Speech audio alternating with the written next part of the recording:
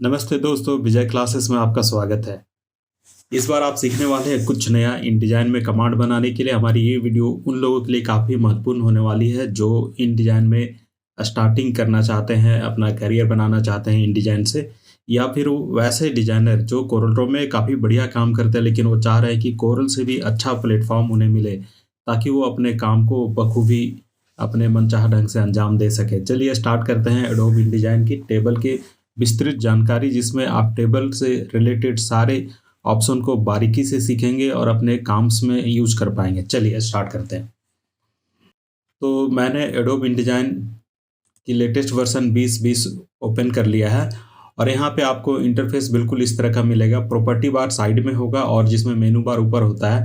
पहले वाली वर्जन में क्या था कि कंट्रोल्स पैनल एक ऊपर में हुआ करता था। अगर कंट्रोल पैनल ऊपर में नहीं है तो आप यहाँ विंडोज में जाकर उसे इनेबल कर सकते हैं। और साइड में प्रॉपर्टी बार और कंट्रोल पैनल दोनों सिमिलर चीज़ बताता है, इसलिए दोनों में कन्फ्यूजन ना करें। लेटेस्ट वर्जन में आपको प्रॉपर्टी बार जो है राइट साइड में बाय डिफ़ॉल्ट मिलता है। तो अगर आपको कोई टेबल बनानी हो तो उसके लिए टेबल मेनू में जाएं। टेबल बनता है तो टेबल टेक्स्ट टूल आपको लेनी पड़ती है। सबसे पहले आप एक टेक्स्ट फ्रेम लें और टेबल को किसी टेक्स्ट के बीच में भी इंसर्ट कर सकते हैं, या बिल्कुल ब्लैंक एक टेक्स्ट फ्रेम में टेबल इंसर्ट कर सकते हैं। जैसे मैं यहाँ पे एक टेबल इंसर्ट करना चाह रहा हूँ, तो मैंने यहाँ पे लिया है 4x4, 4 रो और 4 कॉलम। तो 4x4 का मैंने एक टेबल यहाँ पे इंसर्ट किया है। अब जैसे ये टेबल जो इंसर्ट हो चुका है, इसमें टैब दबाने से नेक्स्ट वाले सेल में आपका कर्सर चला जाएगा। जैसे मैं यहाँ पे कुछ टाइप कर रहा हूँ और टैब दबाकर फिर नेक्स्ट वाले सेल में जा रहा हूँ, और इस तरह से हम लोग इसमें डेटा एंट्री कर सकते हैं। तो टैब दबाने से फिर नेक्स्ट रो में जाएंगे और जैसे ही ये रो एंड हो जाएगा, कर्सर अभी हमारा यहाँ पे है, तो फिर टैब दबाएंगे तो नेक्स्ट रो में आपका चला जाएगा। तो कर्सर लाइन बाय लाइन आगे बढ़ता ही चला जाता है। टैब दबाने की ज़रूरत है आपको केवल एक बार। लेकिन अगर आप लास्ट में आ जाते हैं, टेबल के बिल्कुल एंड में आ जाते हैं, और इसके बाद आपको अगर ज़रूरत पड़ती है कि यहाँ से मुझे और भी मल्टीपल रो चाहिए जिसमें मैं डेटा एंट्री कर सकूँ, तो लास्ट वाले रो पे जैसे ही आप टैब दबाओगे तो यहाँ से भी आपका इंसर्ट हो जाएगा टेबल का नेक्स्ट रो। एंड में फिर से मैं यहाँ पे लेकर टैब बटन दबाता हूँ तो देखिए यहाँ पे एक रो इंसर्ट हो जाता है। और इस तरह से हम लोग रो को इंसर्ट कर सकते हैं। आपको रो इंसर्ट करनी है तो फिर आप उसके लिए टेबल मेनू का भी यूज कर सकते हैं और यहाँ पे इंसर्ट में जाकर रो इंसर्ट कर सकते हैं। तो जो आपका सिलेक्टेड सेल है उसके टॉप में रो चाहिए, कितनी रो चाहिए आप यहाँ से पुट करेंगे वैल्यू, या फिर सिलेक्टेड रो के बिलो में मुझे रो चाहिए तो इसके नीचे 3 नए रो इंसर्ट हो जाएंगे। तो इस तरह से जैसे ही ओके करेंगे तो सिलेक्टेड रो के नीचे 3 नए रो इंसर्ट हो चुके हैं। उसी तरह से हम लोग कॉलम्स भी इंसर्ट कर सकते हैं। तो फिर मैं उस सेल पे कर्सर रखता हूँ जिसके बाद मुझे रो इंसर्ट करनी है या फिर कॉलम इंसर्ट करनी है। तो मुझे कॉलम इंसर्ट करनी है क्लास के बाद में, तो मैंने क्लास पे कर्सर रखा है और टेबल मेनू में जाएंगे और यहाँ पे इंसर्ट करेंगे और इंसर्ट में कॉलम दबाएंगे। कॉलम दबाते ही ये पूछता आपसे कि इसके आजू बाजू किधर आपको इंसर्ट करना है, लेफ्ट में इंसर्ट करना है या राइट में। तो मैं राइट में इंसर्ट कर लेता हूँ। तो देखिए राइट में एक कॉलम इंसर्ट हो चुका है। लेकिन क्या है कि एडोब InDesign में टेक्स्ट फ्रेम किसी भी साइज का हो, विड्थ जो है टेबल का बिल्कुल उससे डिफरेंट होता है। टेक्स्ट फ्रेम से टेबल की विड्थ की कोई लेन देन नहीं, ठीक है। तो अगर आप चाहते हैं कि टेक्स्ट फ्रेम से बाहर ना निकले टेबल का जो एरिया है, तो फिर आप इसे छोटा कर सकते हैं। फिर उसके लिए आपको टाइपिंग टूल लेना होगा और साइड से ऐसे दबाना होगा। अब यहाँ पे देखिए प्रॉब्लम क्या है कि जब मैं इसे छोटा कर रहा हूँ तो केवल एक ही कॉलम छोटा हो रहा है। मैं चाहता हूँ कि पूरी टेबल छोटी हो जाए एक साथ में, तो उसके लिए आपको शिफ्ट बटन दबाना होगा कीबोर्ड में। और जैसे ही आप शिफ्ट दबाओगे तो इस तरह से टेबल छोटा हो जाता है और इसमें आसानी से आप सभी को एक साथ में छोटा कर पाओगे जितने भी आपके कॉलम्स हैं। उसी प्रकार अगर आप नीचे में शिफ्ट के साथ खींचोगे तो एक साथ सभी कॉलम्स में हाइट जो है डिस्ट्रीब्यूट हो जाता है, स्पेस और बड़ा होता है। इस तरह से टेबल के हाइट को कम या ज़्यादा किया जा सकता है। लेकिन अगर आप शिफ्ट नहीं दबाते हो तो क्या होगा कि आप जिस सेल को बड़ा करना चाहते हो केवल वही सेल बड़ा होगा, बाकी के सेल के साइज पे कोई अंतर नहीं आने वाला है। लेकिन शिफ्ट के साथ हम इंटायर टेबल को बड़ा छोटा कर सकते हैं। बिल्कुल इलास्टिक मोड में ये स्ट्रेच करता है अपने आप को और आराम से फिट हो जाता है किसी भी साइज़ पे। तो दूसरी बात है कि जैसे मैं टेबल अभी बनाया हूँ, तो इस टेबल में आप यहाँ पे देख रहे हैं हेडिंग है, हेडिंग को आप इसको ऐसे सेलेक्ट करेंगे और फिर पैराग्राफ जो सेटिंग है उसमें से आप इसे सेंटर कर सकते हैं। फिर इसके टेक्स्ट को बोल्ड कर सकते हैं। मैं यहाँ पे फ़ॉन्ट दूसरी ले लेता हूँ और इसके टेक्स्ट को मैंने बोल्ड किया है और साथ में मैं इसे ऑल कैपिटल कर लेता हूँ। तो ऑल कैपिटल करने के लिए आपको टेक्स्ट की जो सेटिंग्स है टाइप मेनू में जानी होगी और चेंज केज में जाकर अपर केज करना होगा। इस तरह से मैंने हेडिंग को कैपिटल सेट कर लिया है। अब उसके बाद जो डेटा एंट्री है, आपको डेटा एंट्री करनी है तो डेटा एंट्री आराम से कर लीजिए।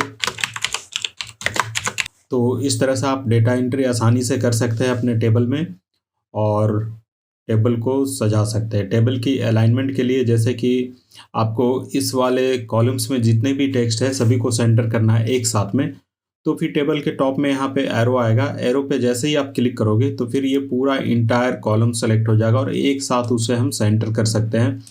तो जिन कॉलम को आपको सेंटर अलाइन करना है आराम से उस तरह से सेलेक्ट कीजिए और सेंटर कर लीजिए। कभी कभी क्या क्या होता है दोस्तों कि जैसे मुझे इतनी सेल्स की ज़रूरत नहीं है, ये सारे रो मुझे हटानी है, तो एक बार में कैसे हटेगा? इन सबको सेलेक्ट करेंगे और टेबल मेनू में जाकर हम यहाँ डिलीट और रो सेलेक्ट करते हैं। जैसे ही जो सेलेक्टेड रो है मैं डिलीट करता हूँ तो पूरा का पूरा रो डिलीट हो जाता है। इस कॉलम को भी डिलीट करना है तो मैंने इसे सेलेक्ट किया है और टेबल मेनू में जाएंगे और यहाँ पे डिलीट में करेंगे कॉलम्स। तो जो सेलेक्टेड कॉलम्स है वो डिलीट हो गया है। अब कई बार ऐसी होती है ज़रूरत कि मैं इसकी हाइट को बड़ा करना चाहता हूँ, तो जैसे इसे शिफ्ट के साथ ऐसे मैं बड़ा कर रहा हूँ।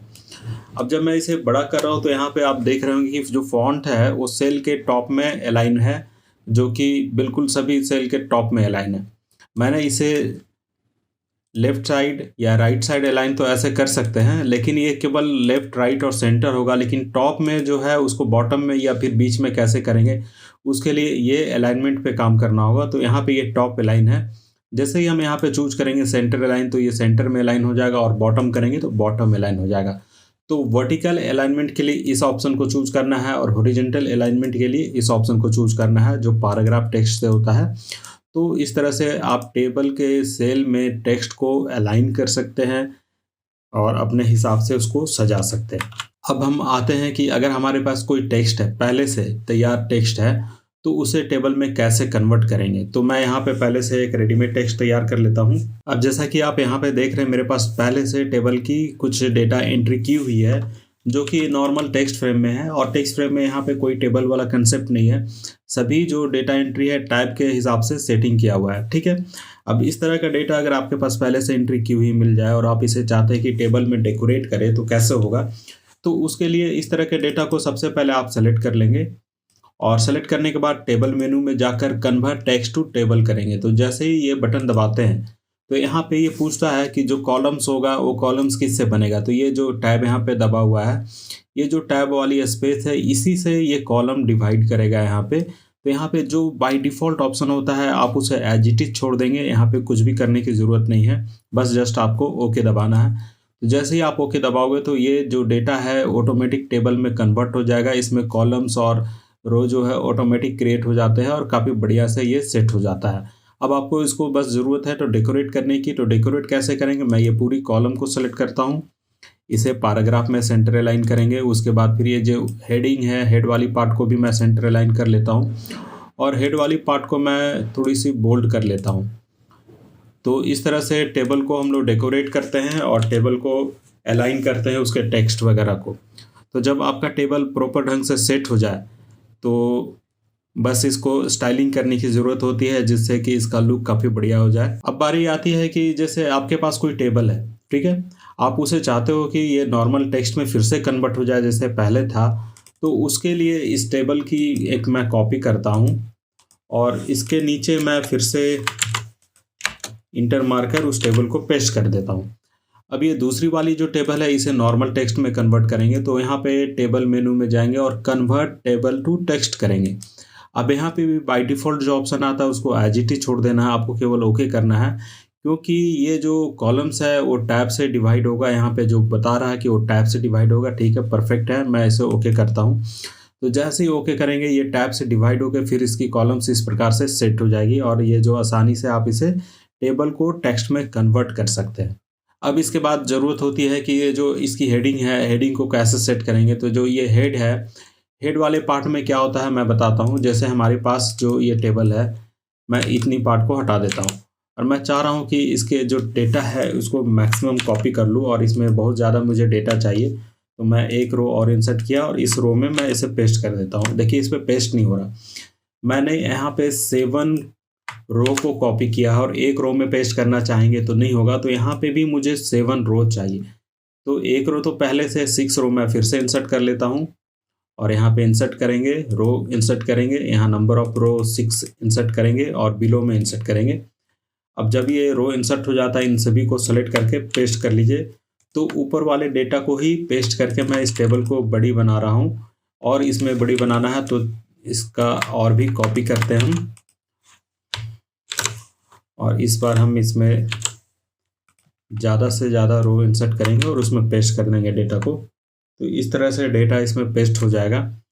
अब जब हमारे पास मैक्सिमम डेटा है तो कई बार ऐसा होता है कि टेबल एक पेज से काफ़ी बड़ी होती है। उस कंडीशन में आप मल्टीपल पेजेस में टेबल को सेट करते हो, ठीक है। तो जब टेबल एक पेज से काफ़ी बड़ी हो तो इस तरह से यहाँ पे एक प्लस का आइकन आएगा। ये बताता है कि आपका इस पेज में जो भी डेटा है, ये इस टेक्स्ट फ्रेम में जो भी डेटा है वो ओवरफ्लो हो गया है। अब इसको दूसरी पेज में जाकर निकाल लीजिए। तो मैं इस प्लस वाले पे क्लिक करूँगा और इसके बाद फिर मैं एक न्यू पेज इंसर्ट करता हूँ और यहाँ पे दूसरी वाली पेज पे मैं उसको ओवरफ्लो करा देता हूँ।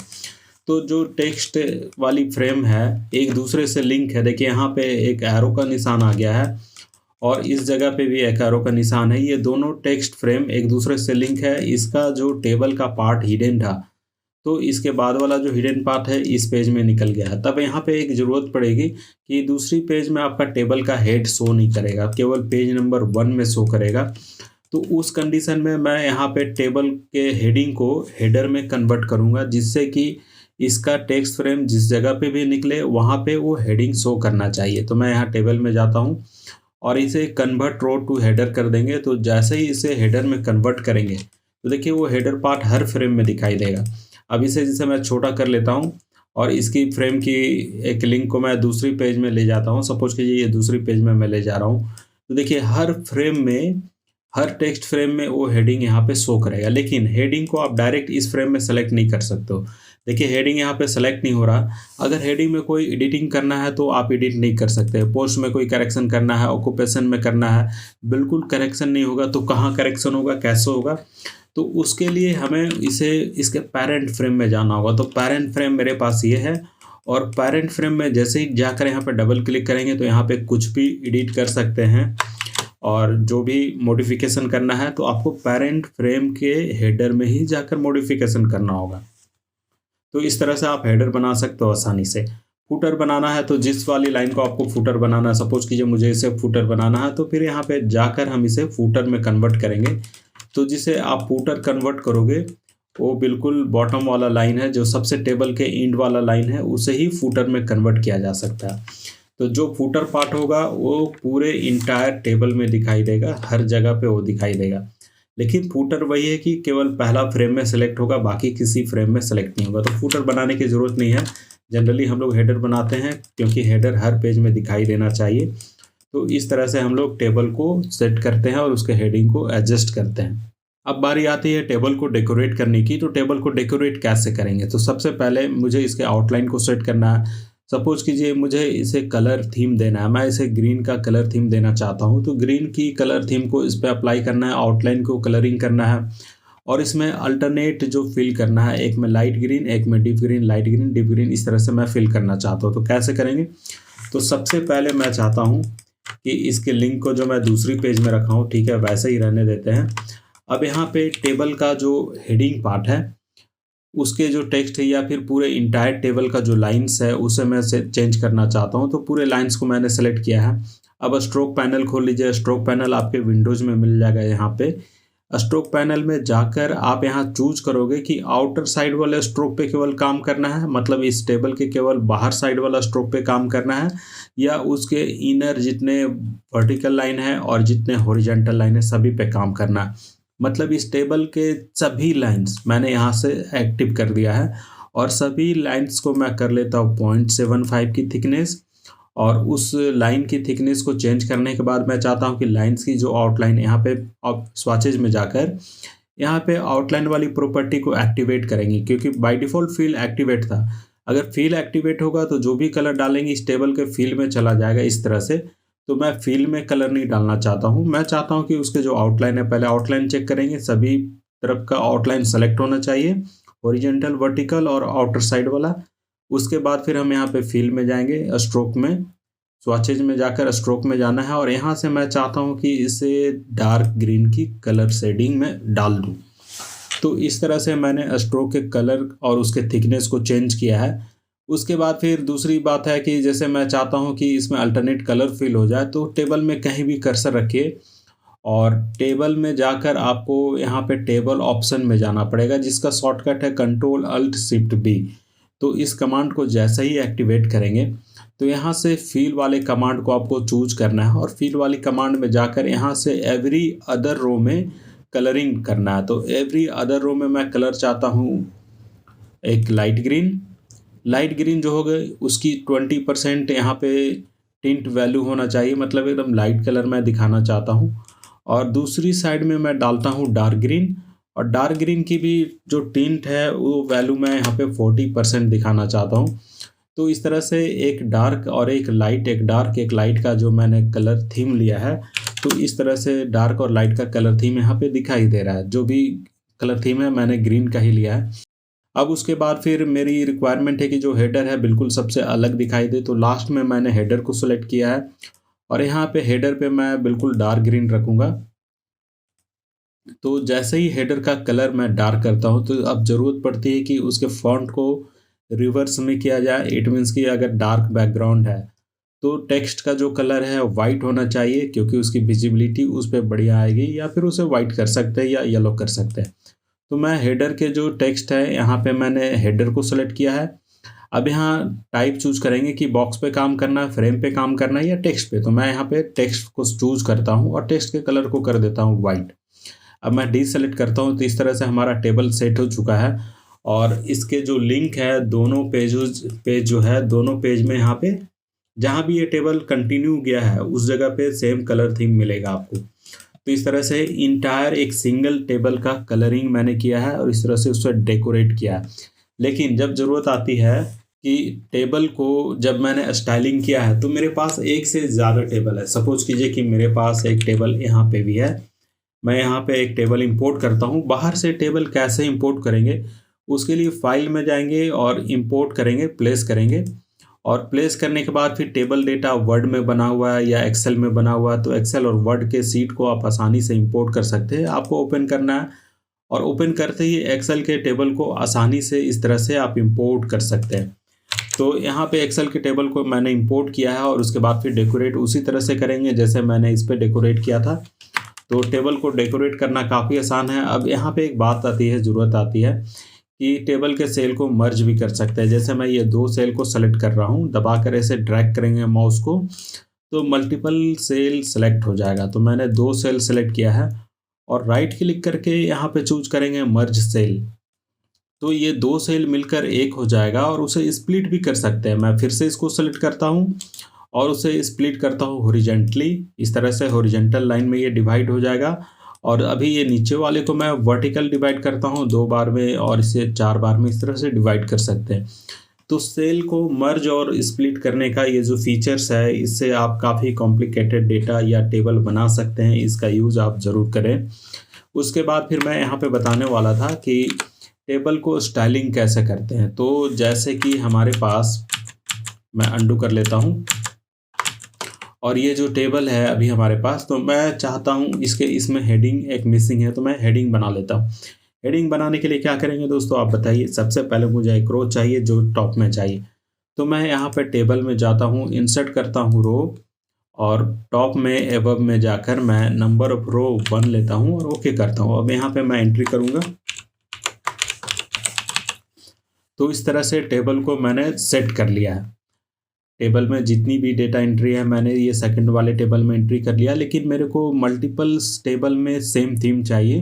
तो इसको स्टाइलिंग कैसे करेंगे? स्टाइलिंग करने के लिए आपको टेबल के स्टाइल वाले पैनल को खोलना होगा। विंडोज में जाएंगे और टेबल में यहाँ पे आपको टेबल मिल जाएगा। जैसे ही इस टेबल को खोलोगे तो यहाँ पे टेबल, सेल स्टाइल और टेबल स्टाइल आपको मिल जाता है।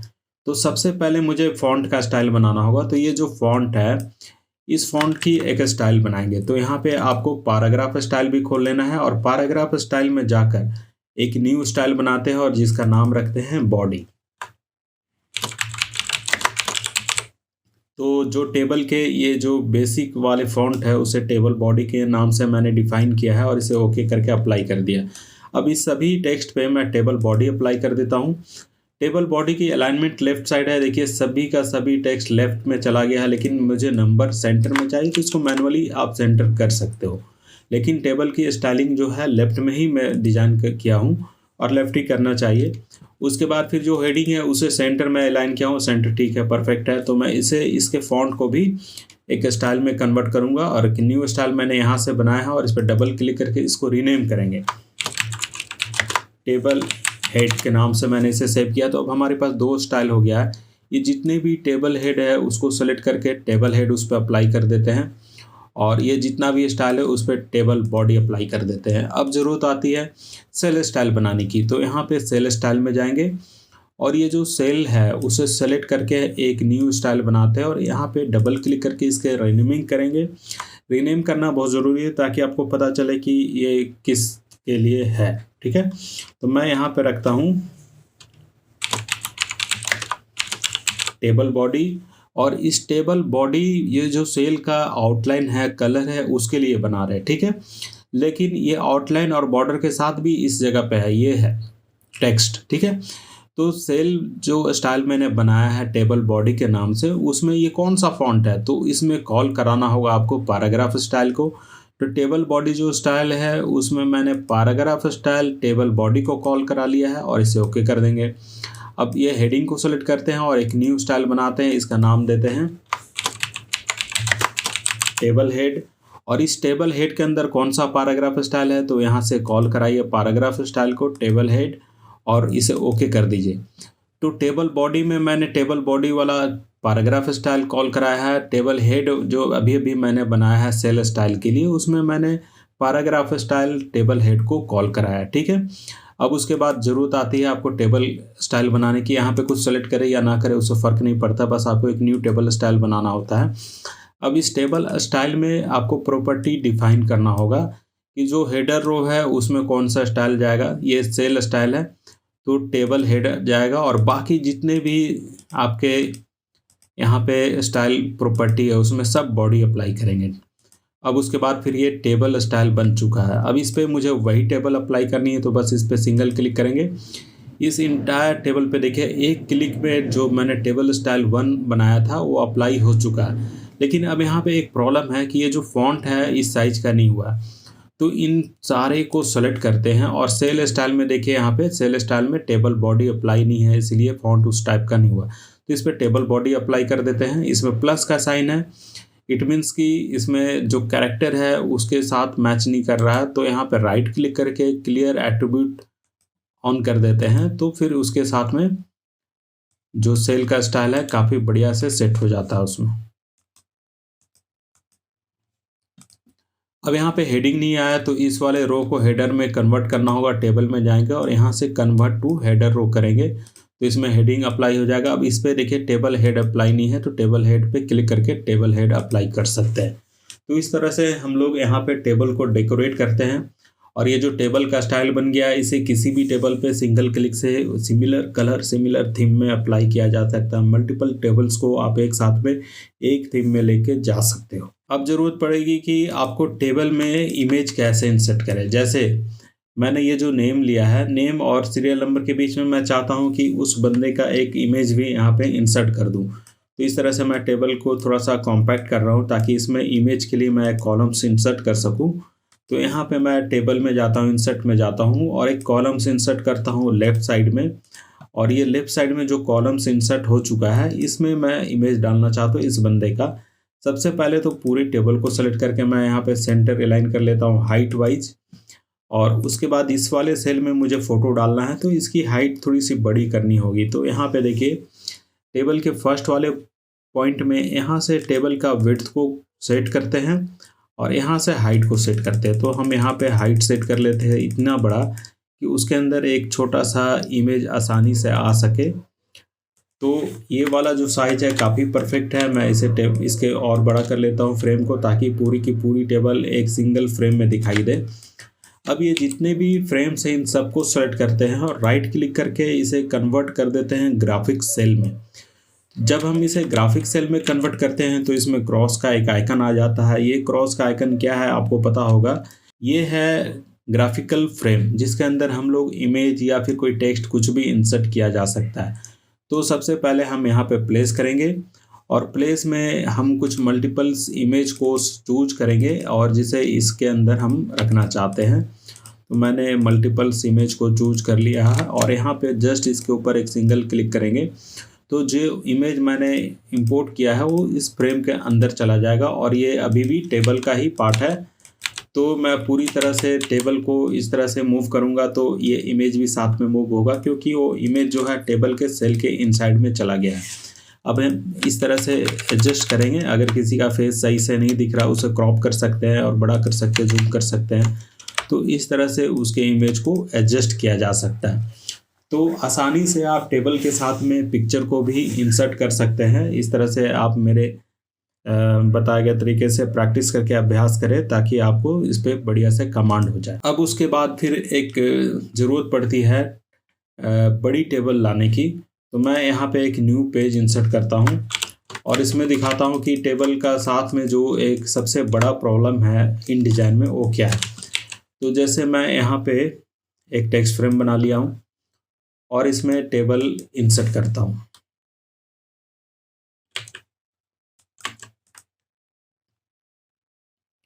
अब मुझे फर्स्ट वाले फ्रेम में काफ़ी डेटा रखनी है। जैसे कि मैं यहाँ पे एक बड़ी सी डेटा को लेकर इसके अंदर पेस्ट कर देता हूँ। जब बड़ी सी डेटा एक ही सेल में आप पेस्ट करते हो तो देखिए यहाँ पे एक रेड का आइकन आता है। ये शो करता है कि आपका डेटा जो है टेक्स्ट के हाइट से काफ़ी बड़ी हो गई है, तो यहाँ पे ओवरफ्लो हो गया, टेक्स्ट इसके इनसाइड में छिप गया। तो वैसे कंडीशन में इसके टेक्स्ट को कैसे बाहर निकालेंगे, क्योंकि टेबल जो है आपका टेबल का सेल को बड़ा भी नहीं कर सकते। यहाँ पे देखिए खींच कर इसे बड़ा भी नहीं किया जा सकता। इसकी जो हाइट है एक सेल की, उसकी एक लिमिट होती है 211 mm।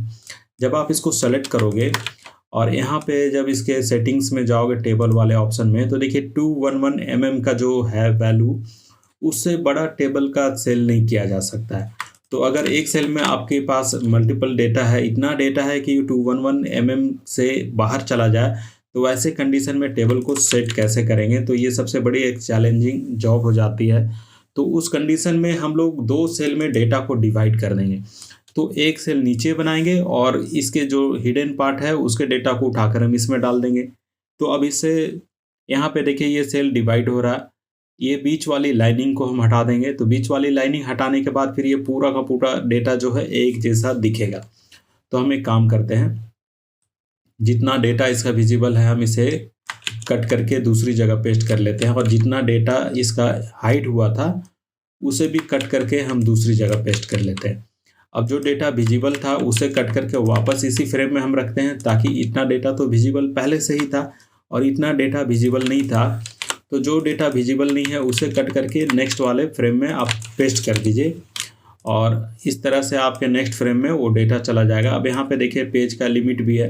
पेज का लिमिट इतना दूर तक ही है, तो डेटा मैंने बहुत ज़्यादा डाल दिया है। तो उस तरह से डेटा को भी कम करना होगा।